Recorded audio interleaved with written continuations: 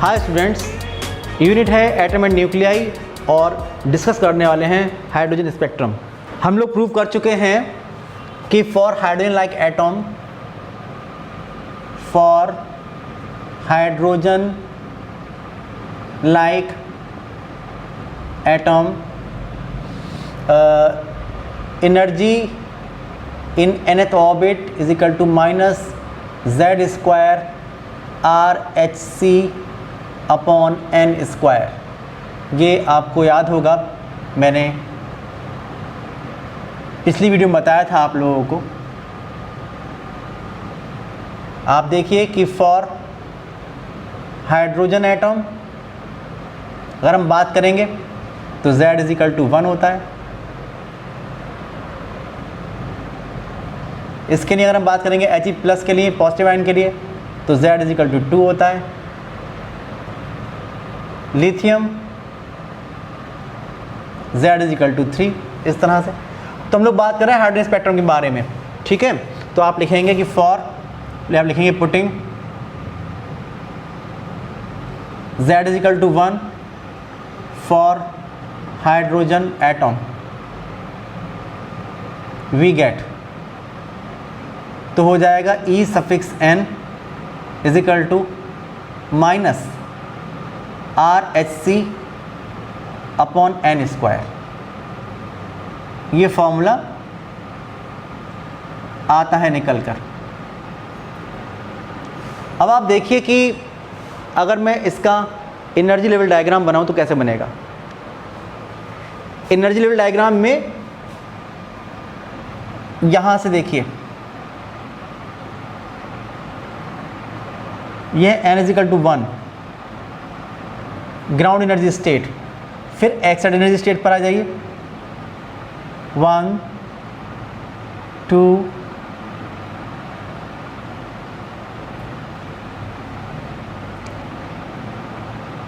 3 4 5 6 7,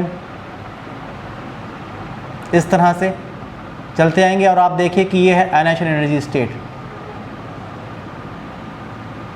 ये है ionization energy state, okay. तो आप देखेंगे ये है ग्राउंड एनर्जी स्टेट, इसके लिए n इज इक्वल टू 1, इसके लिए n इज इक्वल टू 2, इसके लिए n इज इक्वल टू 3, इसके लिए n इज इक्वल टू 4, इसके लिए n इज इक्वल टू 5, इसके लिए n इज इक्वल टू 6, इसके लिए n इज इक्वल टू 7, इसके लिए n इज इक्वल टू 8 और इसके लिए n is equal to infinite.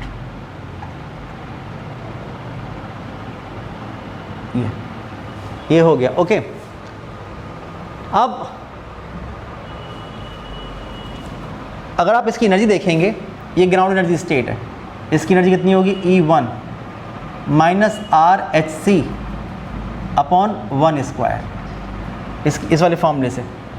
इसको देखेंगे तो E2 is equal to minus RHC upon 2 square, इसकी energy E3 minus RHC upon 3 square, इसकी energy E4 is equal to minus RHC upon 4 square, E5 is equal to minus RHC upon 5 square, E6 is equal to minus RHC upon 6 square, E7 minus RHC upon 7 square, E8 is equal to minus RHC upon 8 square.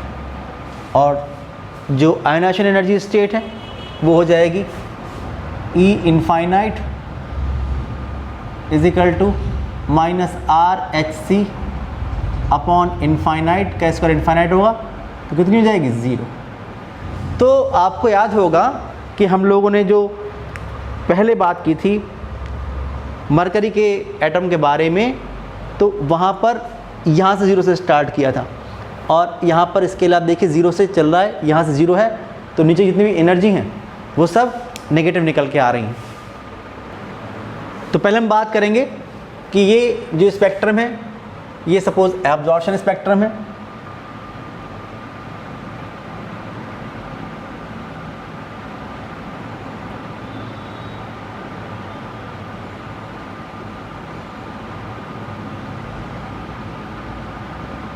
इसकी बात करेंगे और फिर जो next हमारे पास spectrum होगा वो होगा एमिशन स्पेक्ट्रम। आप देखिए यहीं पर बनाते हैं हम लोग, हम बात करेंगे एमिशन स्पेक्ट्रम के बारे में।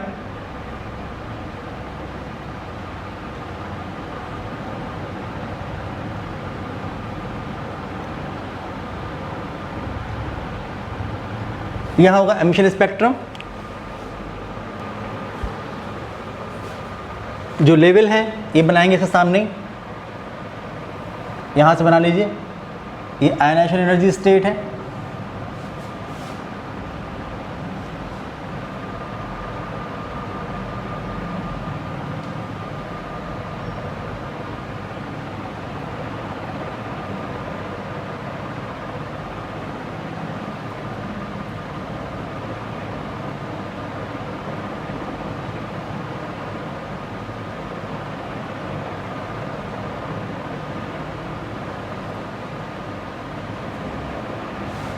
ये है ओके। वही है, आप देखिए कि ये ग्राउंड एनर्जी स्टेट है और ये सब एक्साइटेड एनर्जी स्टेट है और ये आयनाइजेशन एनर्जी स्टेट है।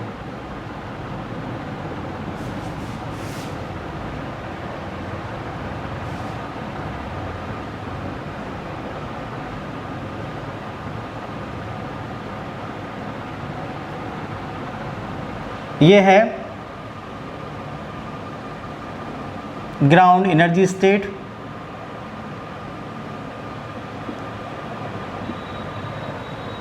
ये सब हैं excited energy state,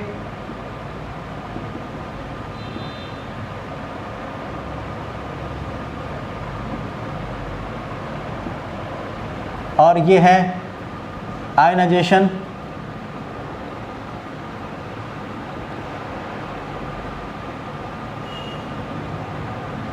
energy state.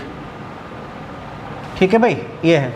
अब आप समझिए बहुत जल्दी से, आप देखिए कि सबसे पहली बात ये कि यहाँ पर एटॉम्स थे। अब अगर एप्रोप्रिएट एनर्जी मिलती है तो जब एनर्जी मिलेगी इन लोगों को तो ग्राउंड एनर्जी स्टेट से ट्रांजिशन स्टार्ट होगा और कहाँ से कहाँ चलेगा, यहाँ से n=1 से n=2 में, n=1 से n=3 में, ऐसे ही 4 में ग्राउंड से यानी 1 से, 5 में, 6 में, 7 में और 8 में ये होगा। और एक मिलेगा ऐसा ट्रांजिशन जिसकी वजह से इलेक्ट्रॉन हाइड्रोजन एटम से बाहर चला जाएगा और ये कभी लौट के वापस नहीं आएगा। कहाँ चला जाएगा? आयनाइजेशन एनर्जी स्टेट में ये हो जाएगा। तो सपोज़ इसकी वेवलेंथ, अगर हम बात करें वेवलेंथ की, तो इसकी λ1, इसकी λ2, इसकी λ3, इसकी λ4, ये λ5, ये λ6, ये λ7 और ये λ आयनाइजेशन λI, ये लिख दिया मैंने। उसके बाद आप देखिए कि उसके बाद आप समझिए क्या होगा। उसके बाद ये होगा कि जो पहुंच गए हैं, ये सारे जितने ही पहुंच गए हैं n=1 से, तो आप देखिए हर एक्साइटेड एनर्जी स्टेट में यहाँ पर एटॉम है, यानी इलेक्ट्रॉन अवेलेबल हैं एक्साइटेड एनर्जी स्टेट में। 10⁻⁸ से 8 सेकंड तक वहाँ रुकते हैं और फिर वापस लौट के आते हैं। कहाँ? अपनी ग्राउंड एनर्जी स्टेट में लौट के आते हैं। ट्रांजिशन जो स्टार्ट होगा वो किसी भी हाई एनर्जी स्टेट से स्टार्ट होगा, किसी भी लोअर एनर्जी स्टेट में ख़त्म हो सकता है। हम लोग ऐसे ट्रांजिशन की बात कर रहे हैं जो किसी भी हाई एनर्जी स्टेट और ग्राउंड एनर्जी स्टेट यानी n=1 और हायर एनर्जी स्टेट के बीच में होता है। ओके, हम बात क्या कर रहे हैं, ऐसे ट्रांजिशन के बारे में बात कर रहे हैं जो n इक्वल टू 1 और किसी भी हायर एनर्जी स्टेट के बीच में होता है। तो आप देखेंगे कि n इक्वल टू 2 से 1 पर, 3 से 1 पे, 4 से 1 पे, 5 से 1 पे,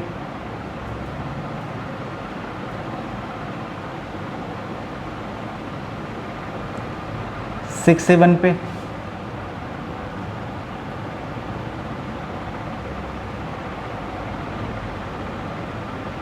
7 से 1 पे,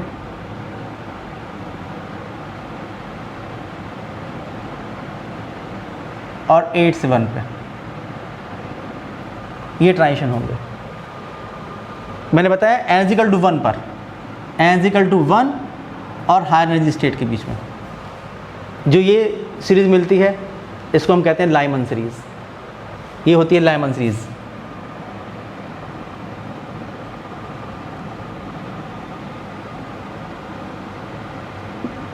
बात करेंगे इसके बारे में अभी।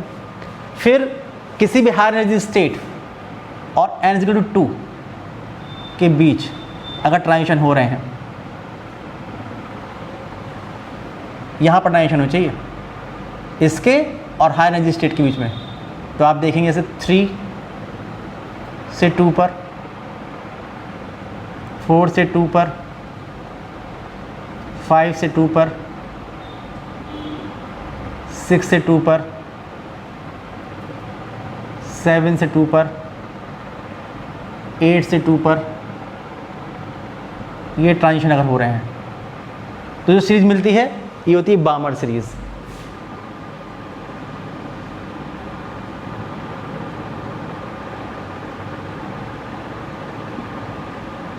ठीक है, ऐसे ही आप देखिए कि किसी भी हायर एनर्जी स्टेट और n इक्वल टू 3 के बीच अगर ट्रांजिशन हो रहे हैं तो उसे हम कहते हैं पार्शियल सीरीज़। यहाँ पर ट्रांजिशन होना है किसी भी हायर एनर्जी स्टेट और इसके बीच में। देखा आपने 4 से 3 पर, 5 से 3 पर, 6 से 3 पर, 7 से 3 पर और 8 से 3 पर। ये हुआ पार्शियल सीरीज़।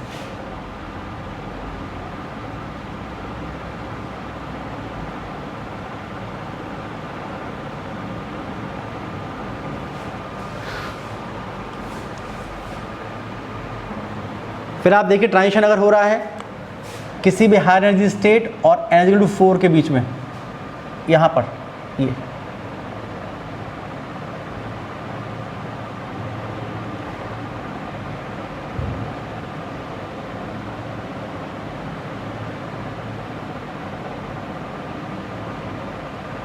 तो ये होगी ब्रैकेट सीरीज।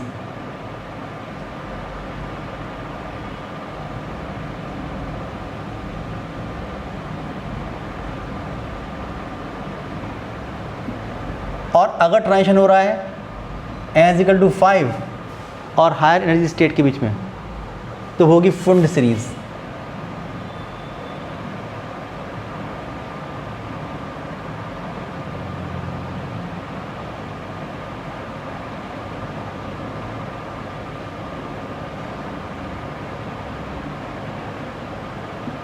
तो ये सारी चीज़ें आपको नज़र आ रही हैं। आप ये पाएंगे कि जो लेमन सीरीज़ होती है ये होती है अल्ट्रा वायलेट।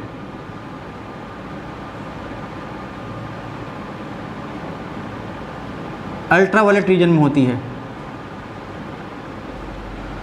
जो बामर सीरीज़ होती है ये होती है विजिबल रीजन में।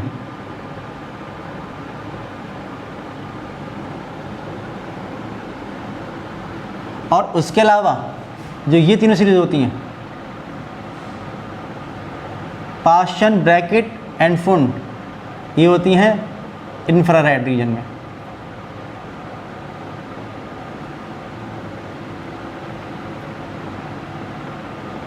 ये बातें आपको पता होनी चाहिए। जितने भी ट्रांजिशन मैंने शो किए हैं वो सारे मैंने जो शो किए हैं वो इनफाइनाइट से शो नहीं किया कोई भी, ठीक है ना। तो ये जो स्पेक्ट्रम है ये एब्जॉर्प्शन स्पेक्ट्रम है और ये जो स्पेक्ट्रम है ये एमिशन स्पेक्ट्रम है हाइड्रोजन का। अब आप ये देखिए, मैंने आपसे ये कहा कि सीरीज़ बहुत सारी हैं। आप देख रहे हैं कि हमारे सिलेबस की जो सीरीज़ हैं वो है लाइमन बामर पाश्चन ब्रैकेट फुंड, लाइमन बामर पाश्चन ब्रैकेट फुंड। आपको ऐसे इसको याद कर लेना चाहिए। मैंने पहले भी एक फॉर्मूला ड्राइव कराया था आप लोगों को, उसी के अकॉर्डिंग चलना है। आप देखिए कि अगर E n equal to minus R S C upon n square, अब अगर जो ट्रांजिशन हो रहा है, सपोज़ जो ट्रांजिशन हो रहा है for a transition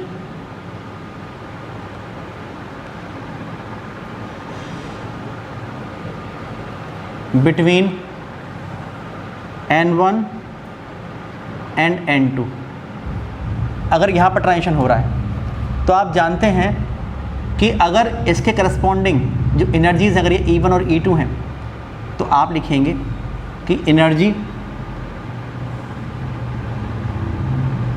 energy of absorbed और एमिटेड फोटोन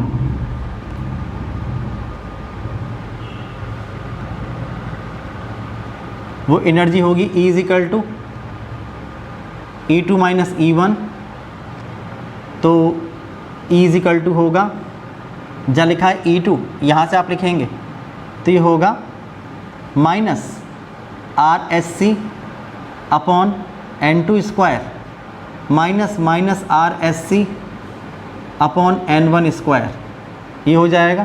तो E इजिकल टू हो जाएगा माइनस माइनस प्लस हो जाएगा, तो आर एच सी आप लोग कॉमन लेंगे यहाँ से, जब कॉमन लेंगे बचेगा 1 upon N1 square minus 1 upon N2 square. लेकिन आप जानते हैं एनर्जी ऑफ फोटोन कितना होता है, E इजिकल टू ये होता है H nu equal to R H C with in bracket 1 upon N1 square minus 1 upon N2 square, ये हो जाएगा। एच से एच कैंसिल हो जाएगा, nu equal to R into C with in bracket 1 upon N1 square minus 1 upon N2 square, ये हो जाएगा। यहाँ से हम फ्रीक्वेंसी निकाल सकते हैं और आप जानते हैं न्यू इजिकल टू होता है C upon lambda equal to R into C with in bracket 1 upon N1 square minus 1 upon N2 square, ये हो जाएगा। C कैंसिल आ जाएगा, तो 1 upon lambda equal to R with in bracket 1 upon N1 square minus 1 upon N2 square. इस वाले फॉर्मूले से आप लोग चाहें तो वेवलेंथ निकाल सकते हैं। देखिए ये फॉर्मूला है फ्रीक्वेंसी का,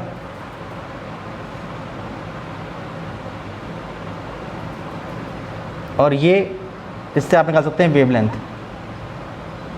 अगर ट्रांजिशन कौन सी एनर्जी स्टेट के बीच में हुआ है अगर ये पता है तो हम लोग यहाँ से वेवलेंथ निकाल सकते हैं। 5 सीरीज़ आपके पास हैं, लाइमन बामर पाश्चर ब्रैकेट फुंड, इनको अगर आप लिख लेंगे तो आप समझ जाएंगे। देखिए 5 सीरीज़ हैं। नंबर 1 पर जो है यह लाइमन सीरीज़, लाइमन सीरीज़ ये 1 नंबर पर है। नंबर 2 पर है बामर सीरीज़,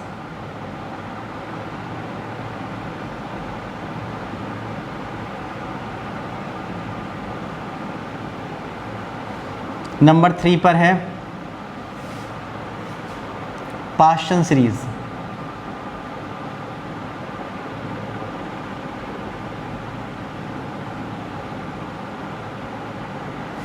नंबर 4 पर है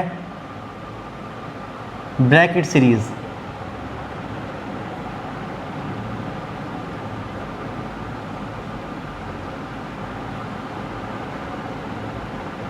और नंबर 5 पर है फुंड सीरीज़।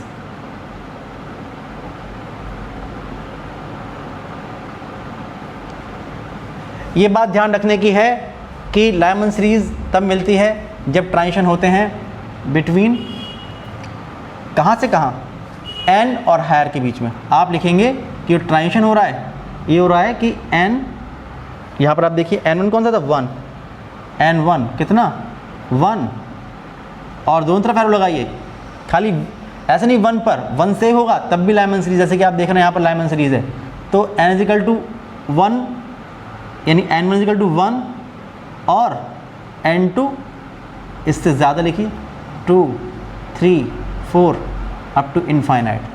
अगर इनकी ट्रांजिशन हो रहा है तो लाइमन सीरीज होगी। n1 इजिकल टू 1 और हाई एनर्जी स्टेट्स की भी अगर ट्रांजिशन हो रहा है तो लाइमन सीरीज है। ऐसे आप देखिए बामर सीरीज कब है, जब n1 की वैल्यू 2 हो और n2 की वैल्यू से नेक्स्ट नंबर यानी 3 4 5 अप टू इनफाइनाइट, इनके भी जगह ट्रांजिशन हो रहा है तब तो बामर सीरीज होगी। ऐसे ही अगर जो ट्रांजिशन हो रहा है ये n1 इजिकल टू 3 और हायर एनर्जी स्टेट्स के बीच में ट्रांजिशन हो रहा है, n2 की वैल्यू इससे नेक्स्ट 4 5 6 अप टू इनफाइनाइट, इनके बीच हो रहा है। ब्रैकेट नंबर 4 आता है तो यहाँ पर n1 4 हो जाएगा, n1 इजिकल टू 4 और हायर एनर्जी स्टेट्स के बीच में यानी 5 6 7 अप टू इनफाइनाइट भी ट्रांजिशन हो रहा है तो ब्रैकेट सीरीज होगी। और फोन नंबर आती है 5 पर, तो n1 की वैल्यू आप लिखेंगे 5 और हायर एनर्जी स्टेट्स के बीच में n2 इजिकल टू इससे next number 6 7 8 up to infinite, इसके भी जो ट्रांजिशन हो रहा है इसे हम कहते हैं। एक बात ध्यान रखने की है कि बामर सीरीज का जो फर्स्ट मेंबर होता है, बामर का फर्स्ट मेंबर कैसे मिलेगा, ये जब ट्रांजिशन 2 और 3 के बीच में होगा तो ये लाइन जो होती है ये होती है H अल्फ़ा, ये जो लाइन होती है सेकेंड लाइन जब 2 और 4 के बीच में होता है तो H बीटा। फिर जो थर्ड मेंबर होता है ये होता है H गामा, और इसके बाद जो मेंबर होता है ये जो मेंबर होता है ये होता है H डेल्टा, और लास्ट मेंबर जो लिमिटिंग मेंबर जो होता है ये होता है H इनफाइनाइट। ये इनके इस तरह से नाम होते हैं, ये आप लोग ध्यान रखिएगा। ओके, अब आप देखिए ट्रांजिशन के बारे में, यहाँ जो फार्मूला निकल के आया था इसमें यहाँ पर 1 पुट कर दीजिए और यहाँ n लिख दीजिए, n की वैल्यू क्या रहेगी 2 3 4 अप टू इनफाइनाइट। तो फॉर लाइमन सीरीज आप लिखेंगे 1 upon lambda for Lyman is equal to r with in bracket 1 upon 1 square minus 1 upon n square, ये रहेगा फार्मूला लाइमन सीरीज के लिए, वेयर जो n की वैल्यू है वो सगला नंबर 2 3 4 अप टू इनफाइनाइट, ये रहेगा लाइमन का फार्मूला। निकालना है बामर का फार्मूला, तो 1 upon lambda for Balmer is equal to r with in bracket 1 upon 2 square minus 1 upon n square, ये रहेगा फार्मूला।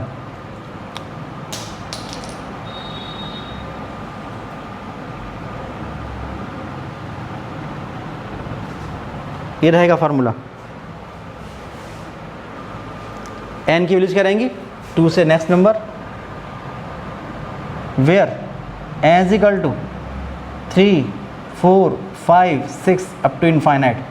पार्शन में आइए n1 3 हो जाएगा यहाँ पर, तो 1 upon lambda for Paschen is equal to r with in bracket 1 upon 3 square minus 1 upon n square, और जो n की वैल्यू होगी वो 3 से अगला नंबर चलेंगे आप लोग, where n is equal to इससे next number 4 5 6 7 up to infinite. फिर आइए ब्रैकेट, तो 1 upon lambda for Brackett is equal to r with in bracket 1 upon n में जब 4 का स्क्वायर माइनस 1 अपॉन जहाँ लिखा है n2 उसके n लिखेंगे n स्क्वायर, और आप देखिए जो n की वैल्यू रहेगी वो 4 से अगला नंबर रहेगा, where n is equal to 5 6 7 up to infinite. फिर फुंड सीरीज़ की बात करें 1 upon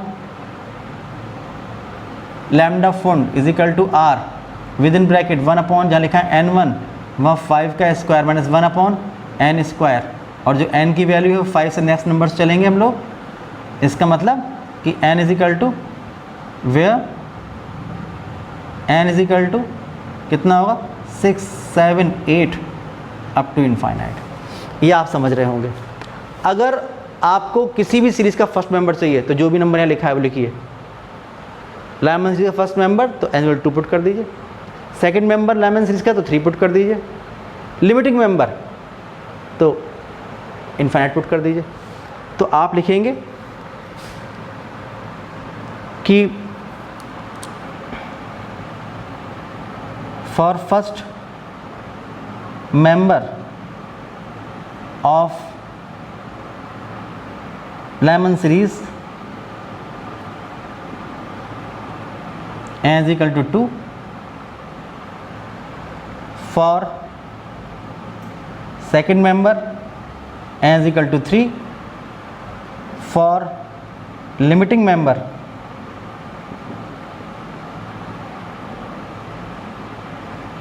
n is equal to infinite। आप सबके लिए यही तरीका रहेगा।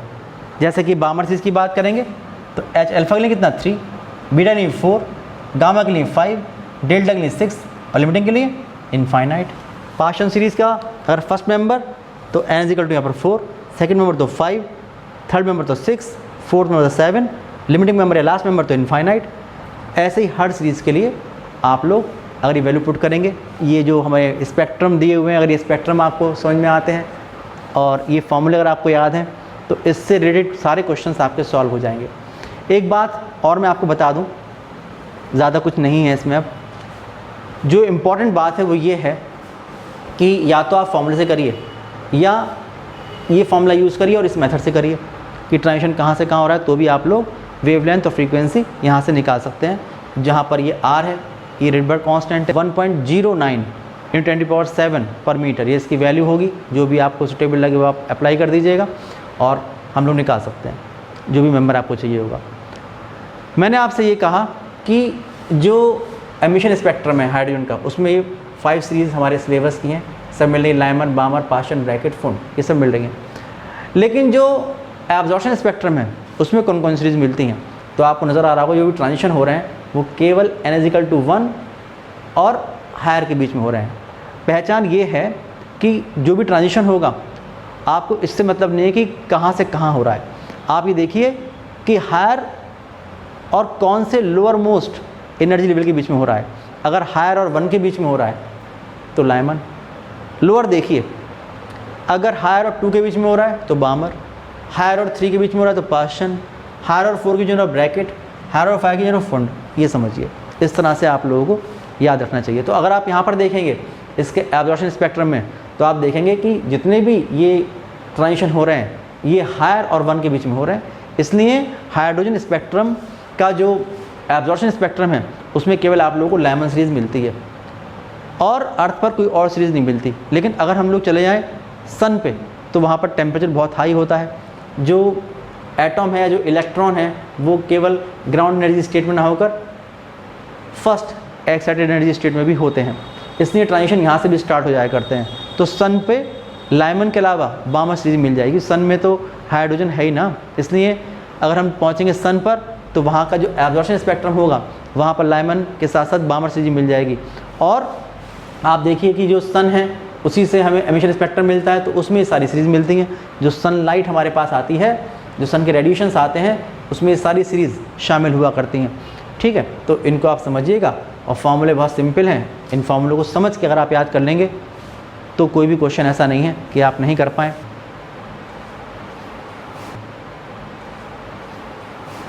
तो आज के वीडियो में इतने रखते हैं।